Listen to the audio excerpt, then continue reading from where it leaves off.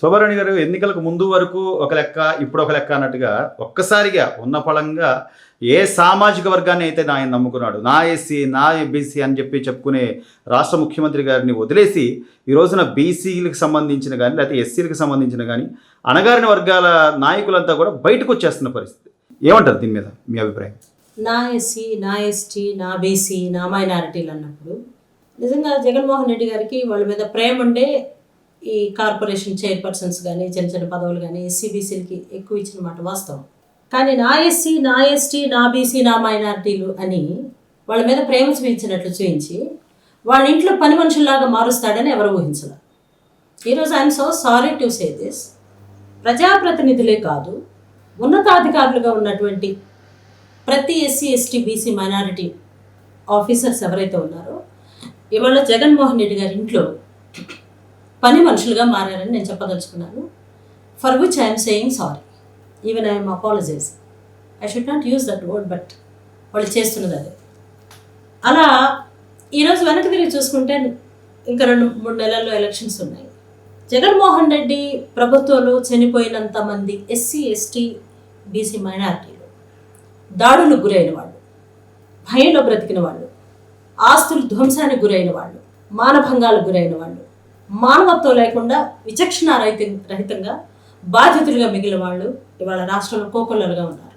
ఎప్పుడూ కని విని ఎరుగునటువంటి క్రైమ్ రేట్ ఈరోజు ఈ 4.5 సంవత్సరాల్లో జగన్మోహన్ రెడ్డి ప్రభుత్వంలో జరిగింది. ఇది మొత్తం for ever information SC ST BC మైనారిటీల మీద ఎక్కువ జరిగింది. 90% వాళ్ళ మీద జరిగింది అనేది నోట్ చేసుకోవాల్సిన పాయింట్. సో దీన్ని తీవ్రంగా ఖండించడమే కాకుండా ఈరోజు వాళ్ళు కూడా బయటపడి మేము భ్రమపడ్డాము, దగాకి గురయ్యాము, చాలా విచక్షణారహితంగా అట్రాసిటీస్ ప్రివెన్షన్ యాక్ట్ కంటే కూడా చెప్పుకోలేని విధంగా మేము వివక్షకు గురయ్యాము, బాధలకు గురయ్యామని ఒక్కొక్కరు బయటకు వస్తున్నది కనిపిస్తుంది.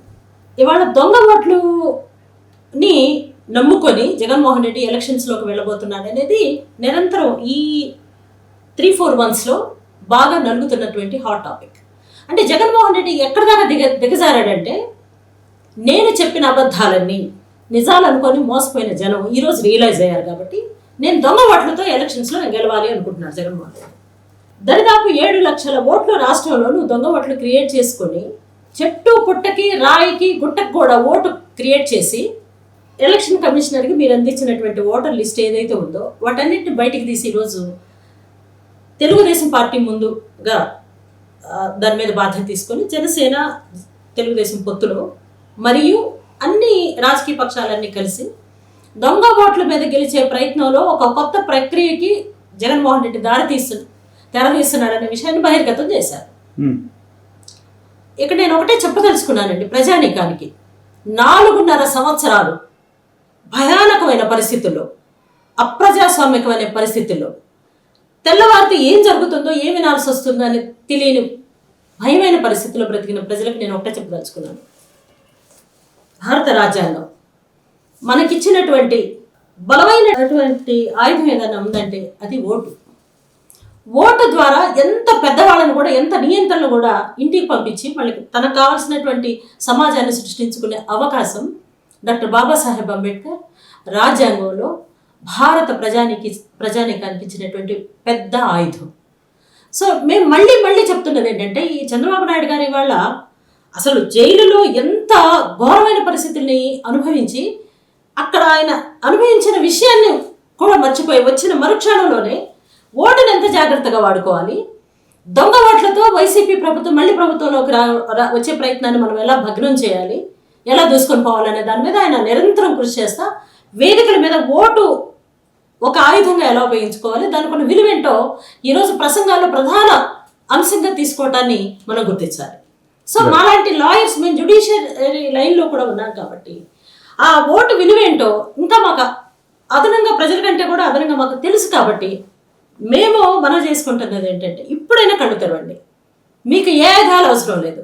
వివేకానంద రెడ్డి గారిని లేకపోతే వైసీపీ ప్రభుత్వం జగన్మోహన్ రెడ్డి గారి అరాచకాలలో గొడ్డల్ని వాడుకుంటే నేను అధికారంలో ఉండొచ్చు అని అనుకున్నాను. దానికి మీరు సమాధానంగా, ప్రజలు సమాధానంగా ఓటు అనే ఆయుధాన్ని వాడుకుంటే జగన్మోహన్ రెడ్డి లాంటి నియంత్రణని సైకోన్ని కూడా ఇంట్లో కూర్చోబెట్టొచ్చు అనే విషయాన్ని ఈరోజు మళ్ళీ గుర్తు చేసుకోవాల్సిన పరిస్థితి ఏర్పడింది. కాబట్టి ఏంటంటే ఈరోజు దొంగ ఓట్లు క్రియేట్ చేసుకొని గెలవాలనుకునే ప్రయత్నంలో విడదల రజనీ గారి విషయం తెర మీదకి వచ్చింది. ఆవిడని చిలకలూరుపేట నుంచి గుంటూరుకి ఎందుకు మార్చారో ఇక వాళ్ళకే తెలియాలి. అంటే చిలకలూరుపేటలో ఆ చేయాల్సిన ఘోరాలు నేరాలు ఎన్ని జరిగిపోయి ఉంటే ఈరోజు స్థానభ్రంశం జరిగిందో మనకి తెలియదు, తెలుసుకోవాల్సిన అవసరం కూడా లేదు. ఎందుకంటే వైసీపీ ఏంటో టోటల్గా ప్రజానీకానికి అర్థమైపోయింది. ఈరోజు విడదల రజని గుంటూరుకు వచ్చి కంటెస్ట్ చేస్తూ ఒకే రోజులో 1,00,000 మందికి తనకున్న సాంకేతిక పరిజ్ఞానం అనండి, లేకపోతే వాటికి ఆప్షన్స్ అనండి, వాటన్నిటిని ఉపయోగించుకొని ఓట్లు పెంచుకునే ఒక కుట్రపూరితమైనటువంటి ప్రక్రియలో ఆవిడ చాలా బిజీగా ఉందనేది మళ్ళీ తెర మీదకి వచ్చింది.